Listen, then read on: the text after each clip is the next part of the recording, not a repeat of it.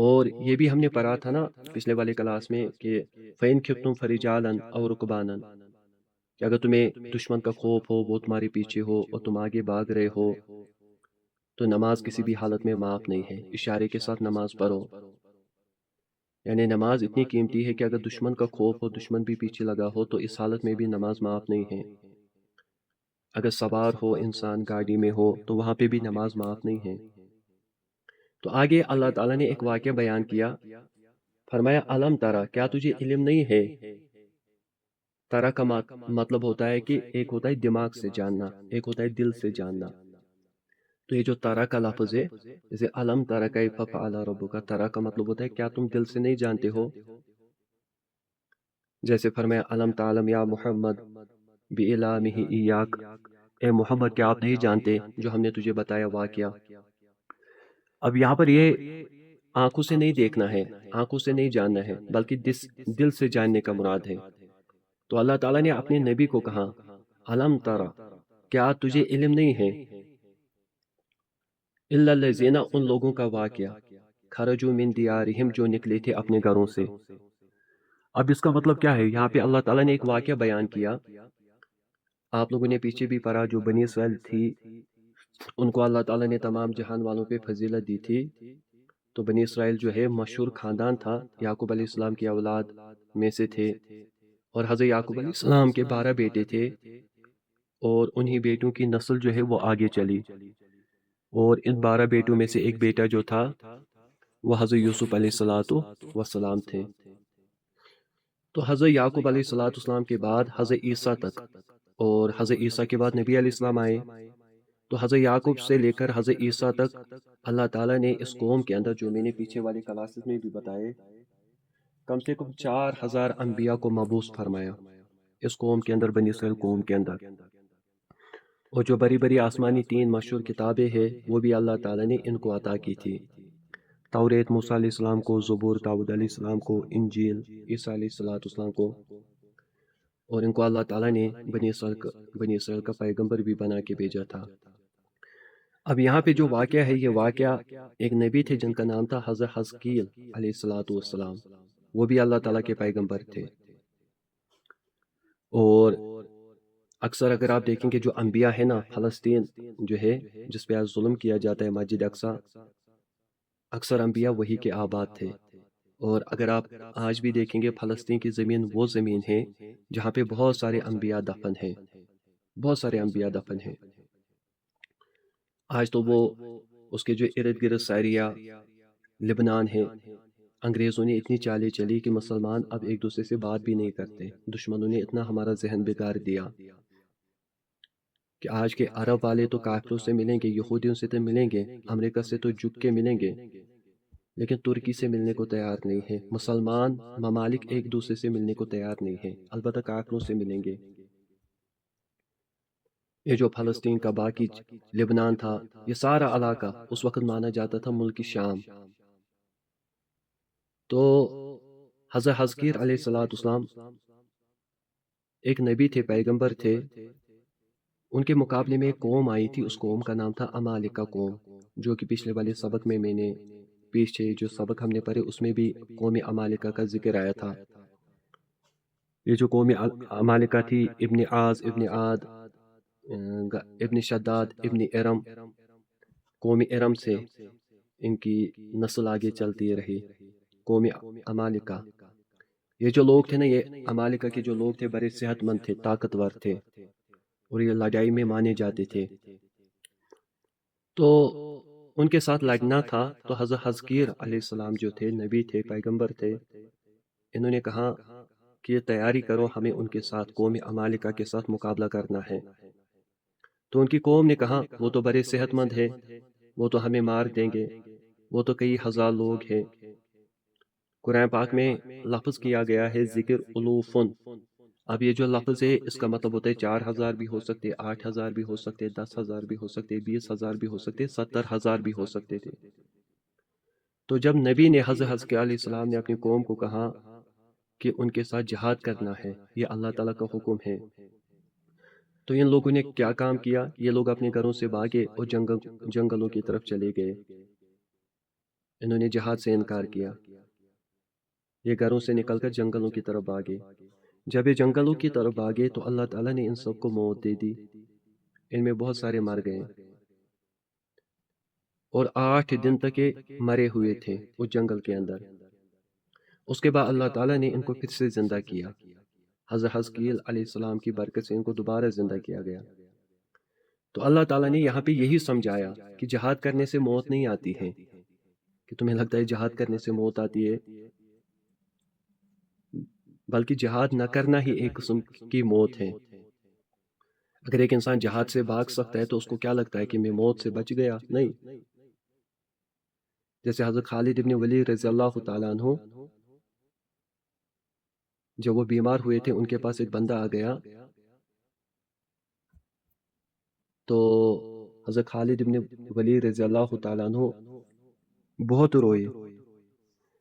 تو اس بندے نے کہا، خالد کل نفس ذائقۃ الموت، ہر ایک انسان کو موت کا ذائقہ چکھنا ہے، اس کے بغیر کوئی چارہ نہیں ہے، تم کیوں پریشان ہو، کیوں رو رہے ہو؟ تو حضرت خالد ابن ولید رضی اللہ تعالیٰ نے فرمایا کہ میں موت سے نہیں ڈرتا، کہ مجھے تو معلوم ہے موت ہر ایک کو آنی ہے، مجھے بھی آئے گی۔ وہ یہ ہے کہ سر سے لے کر پاؤں تک جسم کا کوئی حصہ ایسا نہیں ہوگا جہاں پہ کافر کی تلوار کا زخم نہ ہو۔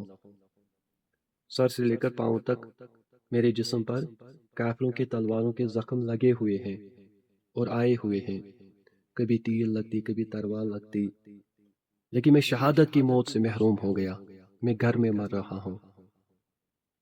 اموت کموت الحمار، مجھے تو تمنا تھی کہ جہاد کے میدان میں شہید ہوتا۔ آپ دیکھیں خالد ابن ولید کو، کتنے جنگ اس نے کیے، کتنے غزوات اس نے لڑے، سر سے لے کر پاؤں تک تلوار سے زخمی ہوئے تھے، لیکن کیا کہتے کہ مجھے جہاد کے میدان میں موت نہیں آئی، اس بات پہ روتے تھے۔ حدیث کی کتاب میں آیا ہے، غالباً بخاری شریف کے اندر یہ حدیث ہے، ایک آدمی تھا جس کا نام تھا مدم، یہ ایک آدمی تھا اور یہ بڑا تیز تھا، صحت مند تھا، بہادر تھا، چالاک تھا۔ اس کی ڈیوٹی یہ تھی کہ یہ اللہ کے نبی علیہ السلام کا سامان تیار کرتا، نبی علیہ السلام کا سامان باندھتا۔ جب خیبر کی لڑائی ہوئی تھی اس کے بعد جب وہ ختم ہو گئی تو یہ واپس آ رہے تھے، اللہ کے نبی بھی تھے، راستے میں ایک باغ تھا تو وہاں پہ وہ ٹھہر گئے، تو اچانک اس بندے کو، مدم کو، ایک تیر لگ گئی، یہ فوت ہو گیا، مر گیا۔ تو لوگوں نے وہاں پہ کہا تھا ہنی ام لہ الشہادہ، اس کو شہادت کی موت مبارک ہو۔ تو نبی علیہ السلام نے فرمایا ہرگز یہ شہید نہیں ہے، یہ جو آپ کو لگتا تھا یہ میرا سامان باندھتا تھا، میرے سفر میں ہوتا تھا، میرا سامان رکھتا تھا، اب اس کو تیر لگی، لوگوں نے کہا شہادت کی موت مبارک۔ اللہ کے نبی نے فرمایا یہ ہرگز شہید نہیں ہے، کلا والذی نفسی بیدہ، مجھے قسم ہے اس کی ذات، اس ذات کی جس کے قبضے میں محمد صلی اللہ علیہ وسلم کی جان ہے۔ اس نے مال غنیمت میں ایک کمبل چرایا تھا، مال غنیمت جو ملا تھا اس میں ایک کمبل اس نے چرایا تھا، اور میں دیکھ رہا ہوں وہ آگ کے شعلہ بن کر اس پہ لپٹ رہا ہے وہ کمبل۔ تو وہاں پہ جو لوگ تھے انہوں نے کہا حضرت ہم نے بھی اس مال غنیمت میں سے کچھ چرایا ہے۔ تو اللہ کے نبی نے فرمایا شراکن فی النار او شراکین فی النار، اگر اس مال غنیمت میں سے کسی نے ایک جوتے کا تسمیہ یا تو اس ونن چھ پھیت چرایا ہو تو وہ جہنم میں رہ جائے گا، اور اگر 2 تسمیے چرائے ہو تو وہ بھی دوزخ میں رہ جائیں گے، یعنی دوزخ میں عذاب ہوگا ان چیزوں سے۔ حالانکہ یہ شخص نبی علیہ السلام کی سواری کو اٹھاتا تھا، بٹھاتا تھا، باندھتا تھا، سامان رکھتا تھا، سب کچھ، پھر بھی اس نے ایک کمبل چرایا۔ تو اللہ کے نبی نے کیا کہا، یہ شہید نہیں مرا، میں دیکھ رہا ہوں جہنم کے اندر وہ کمبل اس پہ آگ کی طرح لپٹی ہوئی ہے۔ یہاں تو بڑے بڑے بینکوں میں ڈاکہ ڈالا جاتا ہے، یہاں تو زمینیں غائب ہوتی ہیں، یہاں تو کسی کی گائے، کسی کی زمین، کسی کا دکان ہی غائب ہو گیا، کسی کے پیسے ہی غائب ہو گئے۔ ہمیں یہ چھوٹی چھوٹی کیا دکھیں گی پھر؟ تو پھر کتنا عذاب ہوگا جو کسی کی زمین چوری کرے گا، کسی کا مال چوری کرے گا، اس کو کتنا عذاب ہوگا۔ یہ جو حقوق العباد کا مسئلہ ہوتا ہے نا، بہت اہم ہوتا ہے۔ اگر کسی نے کسی کی سوئی بھی لی ہو نا، سوئی سچنیت ونن، تو جنت میں وہی سوئی جانے سے رکاوٹ بنے گی۔ جوتے کا تسمیہ تو بڑی بات ہے، اگر سوئی بھی کسی نے کسی کی چوری کی ہوگی نا، یہی سوئی کل جنت میں جانے کی رکاوٹ بنے گی۔ وہاں سے پھر تہجد پڑھنے والا ہوگا، وہاں سے عبادت کرنے والا ہوگا، وہاں سے راتوں کو رونے والا ہوگا۔ لیکن یہاں سے معمولی کسی چیز کی چرائی ہوگی نا، تو اس پہ اللہ تعالیٰ پکڑے گا۔ یہ چیز جنت میں جانے کی رکاوٹ بن سکتی ہے انسان کو، کیونکہ جو حقوق العباد ہے نا، اس کا مسئلہ بہت ہی اہم ہوتا ہے، جب تک کہ وہ اس کو واپس نہ دی جائے جس کی وہ ہوئے۔ تو اللہ تعالیٰ نے یہاں پہ یہی واقعہ بیان کیا ان بنی اسرائیل قوم کا۔ علم ترا، کیا تجھے علم نہیں؟ اللہ تعالیٰ اپنے نبی کو کہتے ہیں، الا الذین، ان لوگوں کا واقعے کا، خرجوا من دیارہم، جن کو حکم ہوا تھا جہاد کرو لیکن وہ اپنے گھروں سے نکلے تھے، وہم الوف، اور وہ ہزاروں کی تعداد میں تھے، اور نکلے حذر موت، موت کے ڈر سے۔ وہ جہاد میں نہیں نکلے، انہیں لگتا تھا ہم مر جائیں گے، بلکہ جہاد کے میدان میں جانے کے بجائے وہ جنگل کی طرف بھاگ گئے۔ اب جب جنگل میں پہنچے، فقال لهم اللہ موتو، بس اللہ تعالیٰ نے فرمایا مر جاؤ، وہ سارے کے سارے مر گئے۔ ثم احیاہم، 8 دن تک وہ مرے ہوئے تھے، اس کے بعد اللہ تعالیٰ نے ان کو زندہ کیا۔ ان اللہ لذو فضل علی الناس، بے شک اللہ تعالیٰ البتہ مہربانی کرتا ہے لوگوں پر، ولکن اکثر الناس لا یشکرون، اور لیکن اکثر لوگ شکر ادا نہیں کرتے۔ اور پھر آگے فرمایا اللہ تعالیٰ نے، یعنی مجاہدوں سے خطاب ہوتا ہے، وقاتلوا فی سبیل اللہ، اور لڑو تم اللہ تعالیٰ کے راستے میں، جہاد کرو، وعلموا، اور جان لو تم، ان اللہ سمیع علیم، بے شک اللہ تعالیٰ سنتا بھی ہے اور تمام کاروائی کو جانتا بھی ہے۔ کیا فرمایا اللہ تعالیٰ نے؟ لڑو اللہ کے راستے میں، جہاد کرو، اور جہاد کے میدان میں جہاد کے لیے پیسوں کی ضرورت پڑتی ہے نا، پیسوں سے ہی انسان سامان لا سکتا ہے، پیسوں کے بغیر جہاد ہوگا ہی نہیں۔ اب بہت سارے جو مجاہد ہوتے ہیں نا، وہ غریب بھی ہوتے ہیں، جو اللہ کے دین کا کام، اللہ کے راستے میں جہاد کرتے، غریب ہوتے، ان کے پاس کچھ نہیں ہوتے، وہ اپنے سفر کا خرچہ نہیں اٹھا پاتے۔ تو اللہ تعالیٰ نے فرمایا من ذا الذی، یہاں پہ کون ہے وہ شخص، یقرض اللہ قرضا حسنا، جو اللہ تعالیٰ کو اچھا قرض دے، یعنی جو اللہ تعالیٰ کے راستے میں خرچ کرے گا، وہ ایسا سمجھے اس نے اللہ تعالیٰ کو قرض دیا، اور جو قرض کسی کو دیا جاتا ہے وہ واپس ملتا ہے، اور اللہ پاک واپس دے گا، وہ وعدہ خلافی نہیں کرتا۔ لہٰذا جو تم خرچ کرو گے اللہ کے راستے میں، وہ تمہیں ضرور واپس ملے گا۔ فَيُضَاعِفَهُ لَهُ أَضْعَافًا كَثِيرًا، بس اللہ تعالیٰ کئی گنا بڑھا کے دے گا اس کا بدلہ، کئی گنا زیادہ ثواب دے گا۔ اور جو اللہ کے راستے میں خرچ کرے گا، اس کا جو ادنا بدلہ ہے، یعنی سب سے کم بدلہ ہے، وہ کیا ہے کہ 700 گنا زیادہ دیا جائے گا۔ یہ سب سے کم، 1 روپے کے سب سے کم 700 دے گا اللہ تعالیٰ، یہ ادنا ہے۔ اس کے بعد اخلاص پہ ڈیپینڈ ہے، جتنا اخلاص ہوگا اتنا زیادہ اجر۔ واللہ یضاعف لمن یشاء، اور اللہ تعالیٰ بڑھاتا ہے جس کے لیے چاہتا ہے، کہ اگر تم مجاہدوں کی مدد کرو گے، اللہ کے دین کی مدد کرو گے، تو تم اللہ تعالیٰ کو قرض دیتے ہو، اللہ پاک تمہیں 700 گنا، جو کہ اس کا ادنا بدلہ ہے، زیادہ تو ہم اندازہ ہی نہیں کر سکتے۔ اس وقت جو فلسطین ہے، غازہ کی حالت ہے، ان پہ یہودی ظلم کر رہے تھے، اور ہم یہاں پہ خاموش بیٹھے تھے۔ اگر ہم وہاں نہیں جا سکتے، وہاں پہ جہاد نہیں کر سکتے، لیکن ہم تو اپنے مال سے ان کی مدد کر سکتے تھے۔ اگر فلسطین کے بچوں کے بجائے ہمارے گھر کے بچے ہوتے ہاسپٹلوں میں، ہمارا تو کلیجہ ہی پھٹ جاتا، ہم خاموش بیٹھتے۔ تو وہ جہاد کر رہے تھے، ان کے ساتھ، عیسائیوں کے ساتھ، یہودیوں کے ساتھ لڑ رہے تھے، ان کا کسی نے ساتھ نہیں دیا۔ ہم تو وہاں جا ہی نہیں سکتے، لیکن مال کے اعتبار سے ہم ان کی مدد کر سکتے تھے، اس کا بدلہ ہمیں ملتا، لیکن ہم تو ہر وقت پیچھے رہے۔ آپ دیکھیں کپڑے کا جوڑا 2-3 ہزار میں آتا ہے، کیا کبھی ہم نے فلسطین کے لیے 2-3 ہزار دیے ہیں؟ یعنی کپڑے کی جوڑی کی عظمت ہے، لیکن فلسطین کے بچوں کی، فلسطین کی بہنوں کی عظمت نہیں ہے۔ آپ دیکھیں ایک انسان گھر میں بیٹھا ہے، ایک سبحان اللہ پڑھتا ہے تو 10 نیکیں ملتی ہے۔ اللہ کے راستے میں ایک سبحان اللہ پڑھے گا، 700 نیکیں ملیں گی۔ اپنے گھر والوں پہ خرچ کرے گا، 10 نیکیں ملیں گی۔ فلسطین پہ خرچ کرے گا 1 روپے کے بدلے میں 700 روپیوں کا ثواب ہے. یہ ادنا ہے. کوئی بندہ اللہ کے راستے میں نکلا ہے سلام کی تو اس کو 30 نیکیاں ملے گی، لیکن اللہ کے راستے میں سلام کرے گا تو 700 نیکیاں ملیں گی. اللہ کے راستے میں سلام کا جواب دیں گے تو 700 نیکیاں ملے گی. فرمائے واللہ یضاعف لمن یشاء. یاد رکھنا یہ جو نیکیاں ہیں نا ان کی مدت کم ہے، پھر موقع نہیں ملے گا ایسی نیکیاں کرنے کی، اور ان کا اجر بھی اللہ تعالیٰ کے یہاں زیادہ ہے. لیکن ہمارے اندر ہی کمی ہے. اللہ کی رحمت بہت بڑی ہے، اس کے خزانوں میں کسی قسم کی بھی کمی نہیں ہے. واللہ یقبض ویبسط. اور اللہ تعالیٰ ہی رزق تنگ کرتا ہے اور کشادہ کرتا ہے. کہ اگر تم اللہ کے راستے میں خرچ کرو گے تمہیں کیا لگتا ہے کم ہوگا؟ نہیں. اگر تم جمع رکھو گے تمہیں کیا لگتا ہے زیادہ ہوگا؟ نہیں. اللہ ہی اس رزق کو تنگ بھی کرے گا، کشادہ بھی کرے گا، سب اسی کے اختیار میں ہے. اللہ تعالیٰ نے کسی کو یہ اختیار نہیں دیا ہے. اور اللہ کے راستے میں مال خرچ کرنے سے کام نہیں ہوتا ہے، اور نہ ہاتھ پیچھے لینے سے نہ جمع کرنے سے مال کے اندر اضافہ ہوتا ہے. یا اللہ تک ہے، جو جتنی قربانی دے گا اللہ اس کو اتنا نوازے گا. فَإِلَيْهِ تُرْجَعُونَ. اور اسی کی طرف تمہیں لوٹانا ہے، لوٹ کے جانا ہے.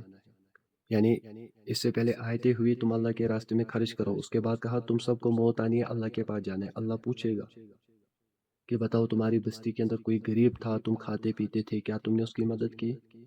اللہ کے راستے میں جو مجاہد تھے ان کی مدد کی؟ اگر تمہارے بس میں فلسطین جانا نہیں تھا لیکن فلسطین کے لوگوں کی مدد کی؟ یہ اللہ تعالیٰ پوچھے گا. تو اس لیے اللہ تعالیٰ کو راضی کرو تاکہ کل قیامت کے دن شرمندگی نہ اٹھانی پڑے. ہمیں لگتا ہے خالی نماز کے بارے میں، روزے کے بارے میں، زکوٰۃ کے بارے میں، حج کے بارے میں، قرآن کے بارے میں سوال ہوگا. نہیں، اس بارے میں سوال ہوگا کہ اگر فلسطین کے مسلمانوں پہ ظلم کیا جاتا تھا تم کہاں تھے؟ تمہارے ہاتھ میں 20 10 ہزار کا موبائل تھا، کیا فلسطین کے بچے کی اتنی بھی عظمت نہیں تھی، اس کی جان کی اتنی بھی قیمت نہیں تھی؟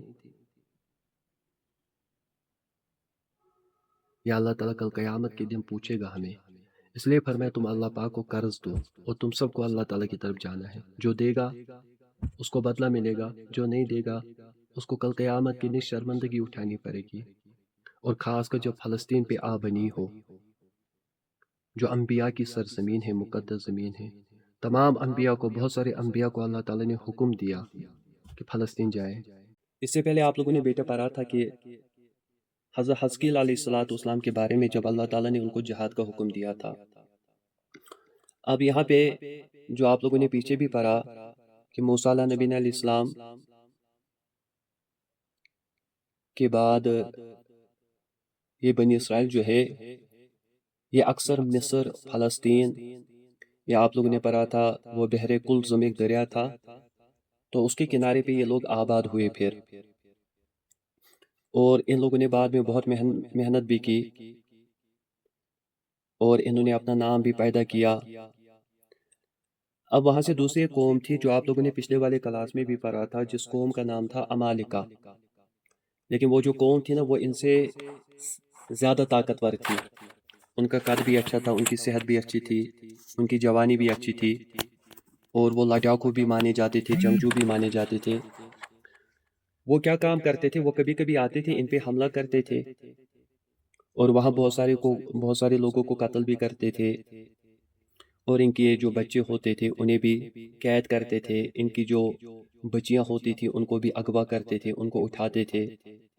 اس وقت جو پیغمبر تھے اس پیغمبر کا نام تھا حضرت شمائیل علیہ السلام. اور بہت ساری کتابوں میں شمائیل بھی آیا ہے اور بہت ساری کتابوں میں اشماویل بھی آیا ہے علیہ السلام. دونوں نام کہہ سکتے ہیں. اب یہ جو امالیکا کی قوم تھی یہ بنی اسرائیل پہ حملہ کرتی تھی، وہاں کے لوگوں کو شہید کرتی، قتل کرتی تھی، ان کی بچوں کو اغوا کرتے تھے، ان پہ بہت سارا ظلم کرتے تھے، مال ان کا لوٹ لیتے تھے. اب اس وقت جو نبی تھے یہ حضرت شمائیل علیہ السلام تھے. اب یہ جو نبی تھے نا یہ ان کی عمر بہت زیادہ تھی، یہ بوڑھے ہو گئے تھے، کمزور ہو گئے تھے. یعنی اتنے کمزور ہو گئے تھے یہ کبھی کبھی خود اٹھ بیٹھ نہیں سکتے تھے. کوئی بندہ آتا تھا پھر اس کو اٹھاتا تھا، کوئی آتا تھا وہ اس کو بٹھاتا تھا. ایک دن اس کے پاس یہ لوگ آ گئے، کہا حضرت یہ جو امالکہ کی قوم ہے یہ ہم پہ حملہ کرتی ہے اور ہمیں اپنے گھروں سے نکال دیتی ہے، ہمارے بچوں کو قتل کرتی ہے اور ہماری جو بچیاں ہیں ان کو اٹھا کے لے جاتے ہیں، تو ہمیں ظلم کب تک برداشت کریں گے؟ آپ اللہ تعالیٰ سے دعا کریں کہ اللہ پاک ہمیں جہاد کی اجازت دے تاکہ ہم ان کے ساتھ جہاد کریں، کیونکہ اس وقت ان پہ جہاد نہیں تھا، یاد رکھیے گا اس وقت ان پہ جہاد نہیں تھا۔ اب اگر یہ جہاد کرتے، کیوں جہاد نہیں تھا؟ اب اگر یہ جہاد کرتے تو اس وقت جو جہاد کی جماعت ہوتی تھی اس کا جو کمانڈر ہوتا تھا وہ نبی ہوتا تھا، اور جو ان کا نبی تھا حضرت شمائیل علیہ السلام وہ بہت بورے ہو گئے تھے، کمزور ہو گئے تھے، تو انہوں نے حضرت سے دعا، انہوں نے یہ آئے اس شمائیل علیہ السلام کے پاس، اس کو کہا حضرت آپ اللہ تعالیٰ سے دعا کرے کہ اللہ پاک ہمیں جہاد کی اجازت دے تاکہ ہم ان کے ساتھ جہاد کرے، اور آپ اللہ تعالیٰ سے دعا کریں تاکہ وہ کسی کو کمانڈر بنائیں، آپ تو بہت کمزور ہے، ضعیف ہے، کیونکہ جب نبی موجود ہے تو نبی کمانڈر بن جاتا ہے، اس وقت اور کوئی کمانڈر نہیں بن سکتا جب نبی موجود ہے۔ تو یہ جو شمائیل علیہ السلام تھے نا یہ بہت کمزور تھے، یہ بورے ہو گئے تھے، اٹھ بیٹھ نہیں سکتے تھے خود، تو لوگ اس کے پاس آئے، کہا حضرت اللہ تعالیٰ سے دعا کرے کہ وہ ہمیں جہاد کی اجازت دے اور کسی کمانڈر کو وہ متعین کرے۔ تو حضرت شمائیل علیہ السلام نے اللہ تعالیٰ سے دعا کی کہ اللہ ان لوگوں کو جہاد کی اجازت دیجئے، تو وہاں پہ پھر یہ آیت نازل ہو گئی، فرمایا علم ترا، کیا آپ کو علم نہیں ہے، الا الملأ، اس جماعت کا، من بنی اسرائیل، جو بنی اسرائیل میں سے تھی، من بعد موسیٰ، حضرت موسیٰ کے بعد زمانے کی، اذ قالوا لنبی لہم، جس وقت ان لوگوں نے اپنے پیغمبر کو کہا تھا، ابعث لنا ملکا، کہ مقرر کرو ہمارے واسطے کمانڈر، کہ ہمارے واسطے کسی کمانڈر کو چنو، منتخب کرو، نقاتل فی سبیل اللہ، تاکہ ہم لڑے اللہ تعالیٰ کے راستے میں اپنے دشمنوں کے ساتھ۔ قالا، تو حضرت شمائیل علیہ السلام نے فرمایا، حل عصیتم، تحقیق کے ساتھ تم سے یہ بھی توقع ہے، ان کتب علیکم الکتاب، کتاب اگر لکھا جائے یعنی فرض کیا جائے کہ تم پہ جہاد کو فرض کیا گیا، اللہ تعالیٰ نے تمہیں اجازت دی کہ تم ان کافروں، ان امالکہ کی قوم کے ساتھ لڑو، اللہ تقاتلو، یہ کہ تم اس کے بعد نہیں لڑو گے، یعنی تم تو باتیں کرتے ہو کہ ابھی ہمیں جہاد کی اجازت ملے، تم اس وقت اپنا جوش دکھاتے ہو، لیکن کیا پتا اگر اللہ تعالیٰ نے جہاد کی اجازت دی، اگر اللہ تعالیٰ نے جہاد فرض کیا، اس کے بعد تم پیچھے ہٹ گئے، تم لوگوں نے لڑائی نہیں کی، تم لوگوں نے جہاد نہیں کیا، تو اس کے جواب میں قالو، وہ کہنے لگے، وما لنا الا نقاتل فی سبیل اللہ، اور ہمیں کیا ہو گیا ہے کہ ہم ان کے ساتھ نہیں لڑیں گے؟ قوم نے واپس نبی کو کہا، شمائیل علیہ السلام کو، کہ ہمیں کیا ہو گیا ہے کہ ہم ان کے ساتھ جہاد نہیں کریں گے؟ شمائیل علیہ السلام نے کیا کہا تھا؟ انہوں نے کہا تھا کہ اگر اللہ تعالیٰ نے جہاد کی اجازت دی تو کیا پتا تم لوگ پیچھے ہٹ گئے۔ قوم نے کہا ہمیں کیا ہو گیا ہے، ہم تو جہاد کریں گے اللہ تعالیٰ کے راستے میں۔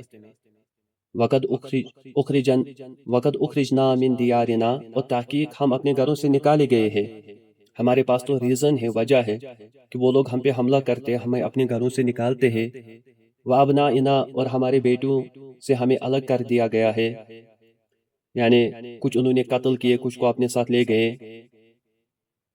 اور یہ بات بھی کتابوں میں آئی ہے کہ تقریباً 30,000 لڑکیاں یہ امالکہ کی قوم اٹھا کے لے گئی تھی، 30,000 لڑکیاں۔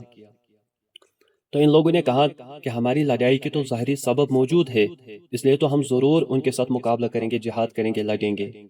فلما کتب علیہم القتال، پر جب اللہ تعالیٰ نے ان کو جہاد کی اجازت دی، جب جہاد کا حکم ہوا، تولوا، پھر گئے وہ جہاد سے، الا قلیلا منہم، مگر بہت تھوڑے ان میں سے، یعنی بہت سارے پیچھے ہٹ گئے، انہوں نے پھر جہاد نہیں کیا، لیکن کچھ لوگ تھے جو آگے بڑھ گئے، جنہوں نے جہاد کیا، لیکن اکثریت جو تھی، پہلے یہ آئے تھے کہ آپ ہمیں اجازت دیجئے، اللہ تعالیٰ سے دعا کرے وہ ہمیں جہاد کی اجازت دے۔ اب جب اللہ تعالیٰ نے جہاد کی اجازت دی، یہی لوگ جو باتیں کرتے تھے کل تک ہم جہاد کریں گے، آج ان لوگوں میں سے بہت سارے پیچھے ہٹ گئے، اور وہاں پہ کچھ ہی لوگ بچے۔ اب وہ کتنے بچے اس کا ذکر آگے آئے گا۔ واللہ علیم بالظالمین، اور اللہ تعالیٰ ظالموں کو بخوبی جانتا ہے، جو ظالم ہوتے اللہ تعالیٰ کو پتہ ہے ان کے دل میں کیا ہے۔ وقال لہم نبیہم، اور ان کو ان پیغمبر نے، شمائیل علیہ السلام نے فرمایا تھا کہ تمہارے لیے جہاد کی اجازت اللہ تعالیٰ نے دی، اب تمہاری خواہش کے مطابق تمہارا کمانڈر جو ہے، اس جماعت کا جو کمانڈر رہے گا، جہاد کا جو امیر رہے گا، وہ بھی اللہ تعالیٰ نے مقرر کیا ہے۔ وہ بھی اللہ تعالیٰ نے منتخب کیا ہے۔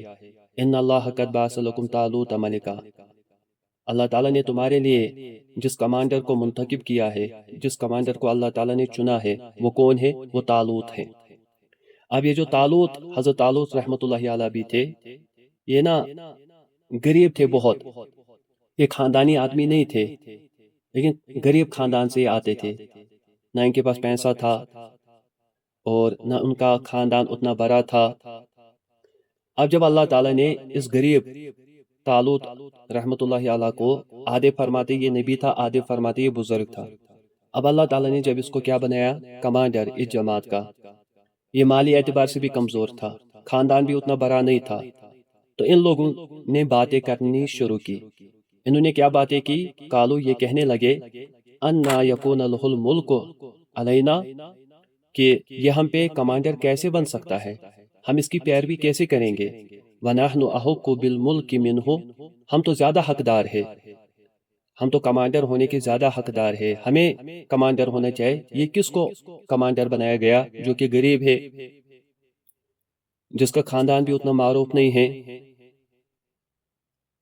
چلو اب مانتے یہ کسی پیغمبر کا پوتا ہے، یہ کسی پیغمبر کی نسل میں سے ہے، وہ بھی تو یہ نہیں ہے پیغمبروں کی نسل میں سے، نہ کسی بادشاہ کا بیٹا ہے، چلو ہم کہتے بادشاہ کا بیٹا ہے، اس کو کمانڈر بنایا گیا، نہ اس کے باپ دادا بادشاہ ہے، تو یہ کس کو تم لوگوں نے کمانڈر بنایا؟ کس کو کمانڈر بنایا گیا؟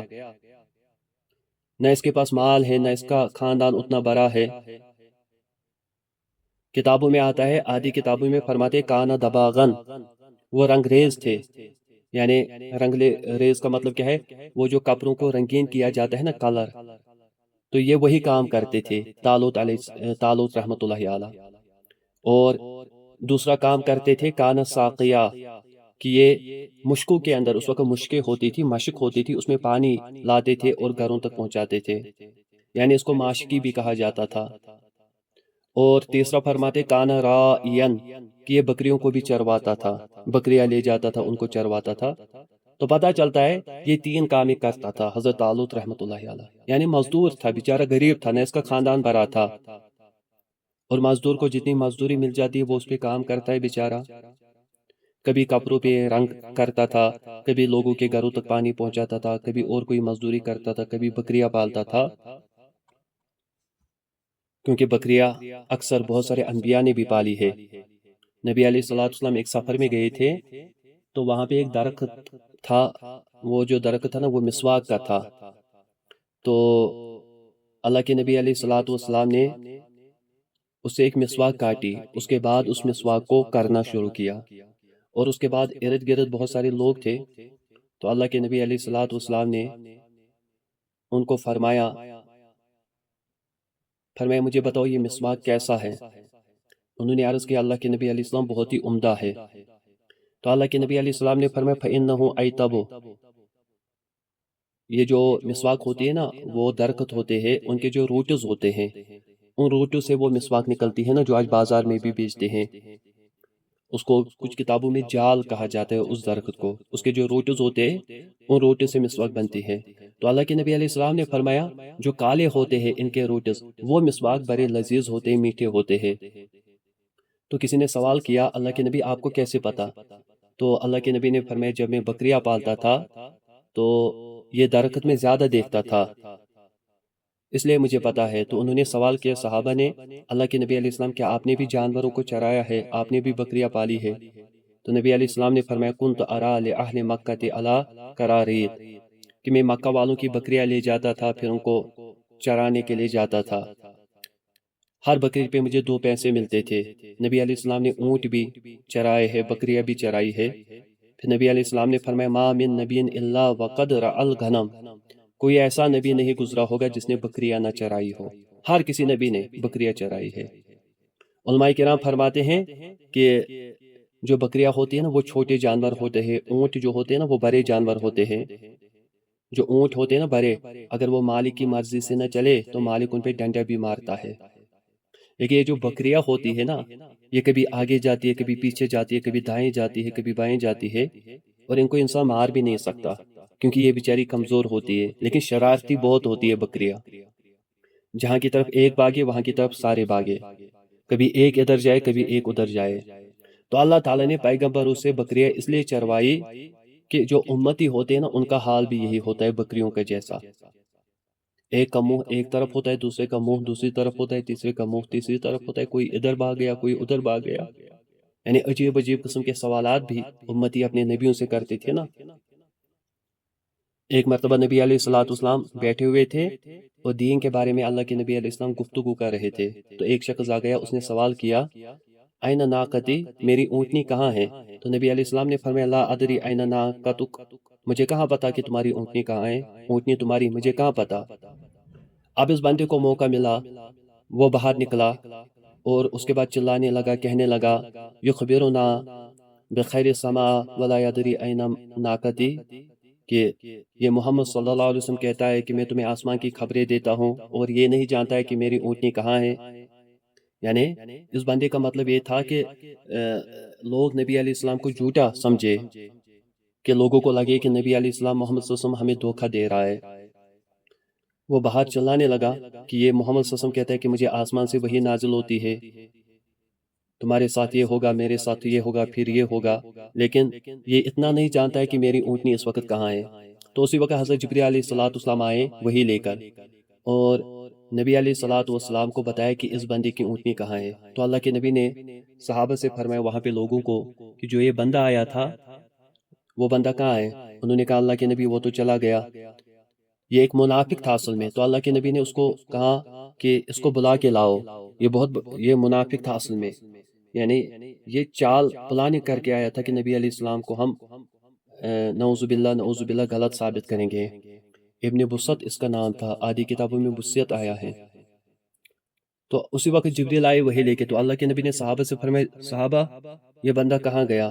صحابہ نے کہا وہ چلا گیا. اللہ کے نبی نے صحابہ سے فرمایا اس کو بلا کے لاؤ. اللہ کے نبی کا حکم تھا، صحابہ اس پہ عمل کرنا اپنے لیے سعادت مندی سمجھتے تھے. فوراً گئے صحابہ اور اس بندے کو لے آئے.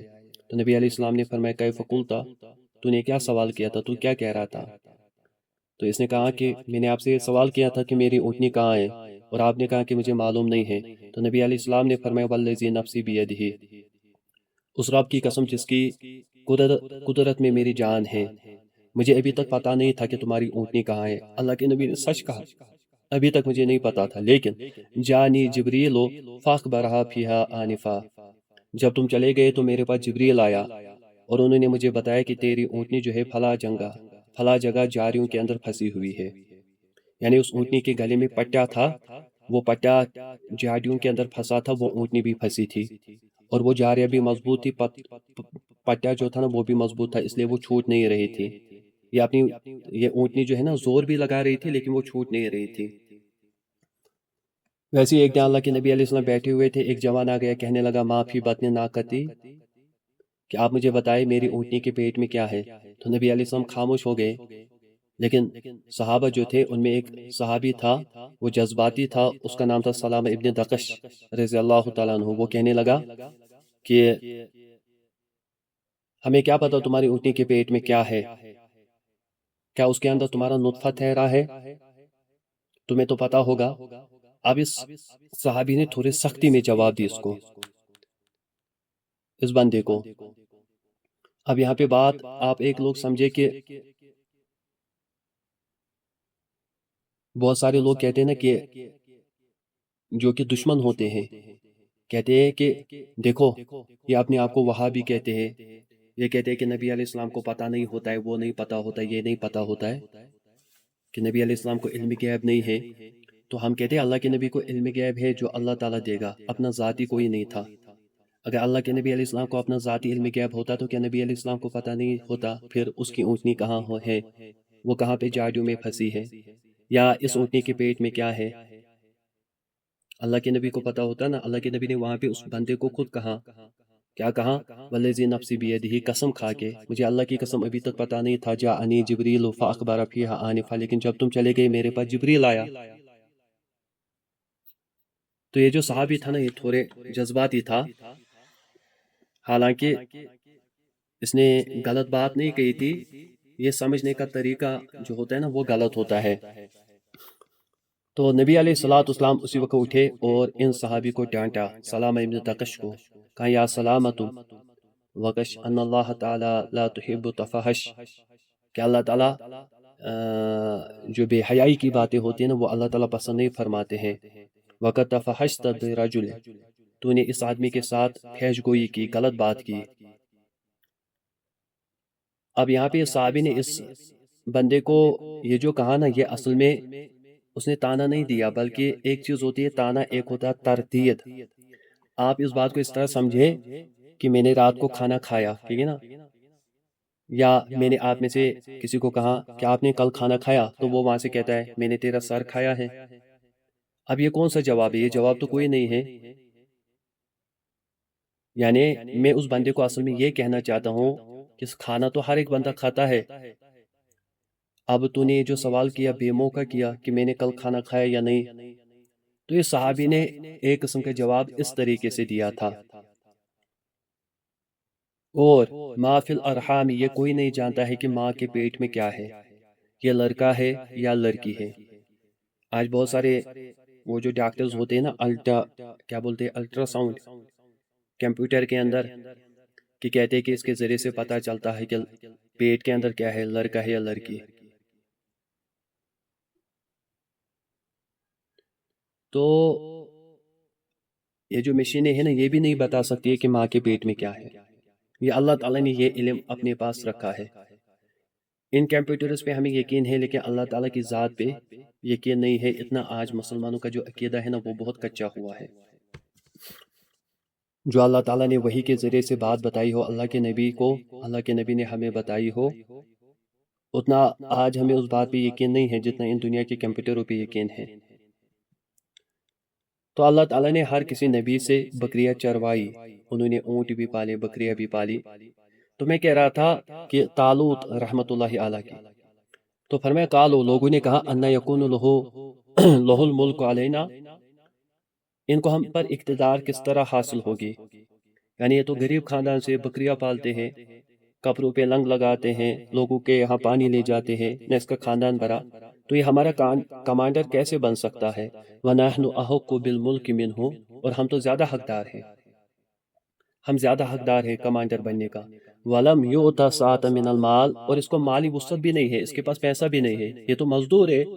قَالَ، اللہ تعالیٰ کے پیغمبر شمائل علیہ السلام نے فرمایا ان اللہ اصطفاہ علیکم، بے شک اللہ تعالیٰ نے اس کو چنا ہے تمہارے اوپر۔ اللہ پاک محتاج نہیں ہے، وہ نسب کو نہیں دیکھتا ہے، اللہ تعالیٰ نے چنا۔ وَزَادَهُ بَسْطَةً فِي الْعِلْمِ وَالْجِسْمِ، اور اس کا جسم بھی مضبوط ہے اور اس کا علم بھی اچھا ہے تم لوگوں سے زیادہ۔ یعنی یہ پہلوان بھی تھا، یہ لڑاکو بھی تھا حضرت طالوت رحمت اللہ علیہ، اور اس کا علم بھی لوگوں سے زیادہ تھا۔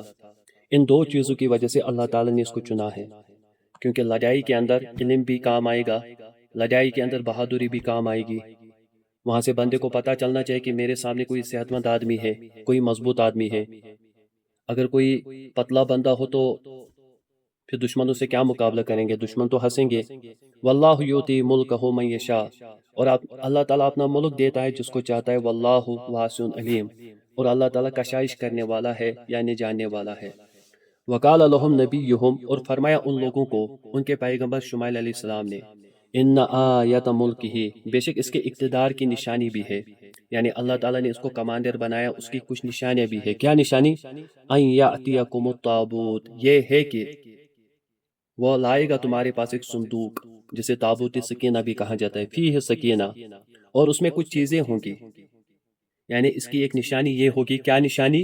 یہ ہے کہ تمہارے پاس ایک صندوق آئے گا، فیہ سکینہ، اس میں کچھ چیزیں بھی ہوں گی، من ربکم، تمہارے رب کی طرف سے، وبقیۃ، اور کچھ باقی تبرکات بھی ہوں گے، اس میں کچھ تبرکات بھی ہوں گے، جیسے مما ترک آل موسیٰ و آل ہارون، اس میں وہ چیزیں بھی ہوں گی جو چھوڑی موسیٰ علیہ السلام نے اور ہارون علیہ السلام کے خاندان نے۔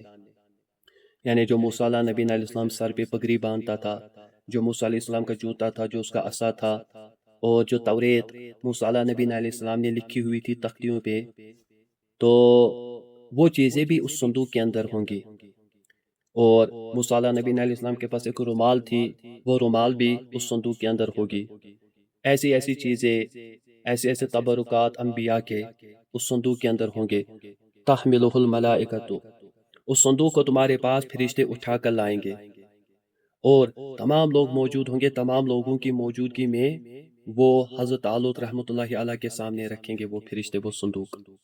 اس لیے آج اسرائیل دیکھتے ہیں نا، کہتے ہیں وہ تابوت سکینہ، تابوت سکینہ، کہ کتابوں میں آیا ہے کہ جس قوم کے پاس یہ تابوت سکینہ ہوگی، پھر اگر وہ کسی ملک سے جہاد کرے، اس صندوق کی برکت سے وہ فتح حاصل کریں گے۔ اس کے بعد سارے لوگوں نے دیکھا کہ فرشتے اس صندوق کو لائے اور انہوں نے یہ صندوق حضرت طالوت کے سامنے رکھ دیا۔ اب اس سے زیادہ اور کیا بات ہو سکتی ہے کہ اللہ پاک نے اس کو چنا ہے؟ ایک تو اللہ تعالیٰ کے پیغمبر نے بھی ان کو کہا تھا، شمائل علیہ السلام نے، اور دوسرا اللہ تعالیٰ نے ان کو چنا تھا، اور نشانی بھی کہ فرشتے لائیں گے اس صندوق کو اس کے سامنے رکھیں گے۔ ان فی ذالک لآیہ، بے شک ان میں سے ان کی صداقت کی نشانی ہوگی، لکم تمہارے واسطے، ان کنتم مومنین، اگر ہو تم مومن، یعنی اس میں تمہارے لیے بہت ساری نشانیاں ہوں گی، اس میں ہدایت چھپی ہے اگر تم اپنے اللہ تعالیٰ کے حکم کی پیروی کرو گے، اگر تم وقت کے نبی کی مانو گے۔ یہ مت دیکھو یہ کس خاندان سے ہے، یہ غریب ہے، یہ مزدور ہے، نہ، بلکہ یہ علم کے اندر تم سے سب سے زیادہ ہے، یہ بہادری کے اندر تم سے سب سے زیادہ ہے، اور اس کی ایک نشانی یہ ہے اللہ تعالیٰ نے اس کو منتخب کیا کہ یہ جو تابوت سکینہ ہے، فرشتے اس کو اٹھا کے لائیں گے اور تمہارے سامنے حضرت طالوت رحمۃ اللہ علیہ کے سامنے رکھ دیں گے۔ اس کے بعد انہوں نے اپنی آنکھوں سے بھی یہ نشانی دیکھی۔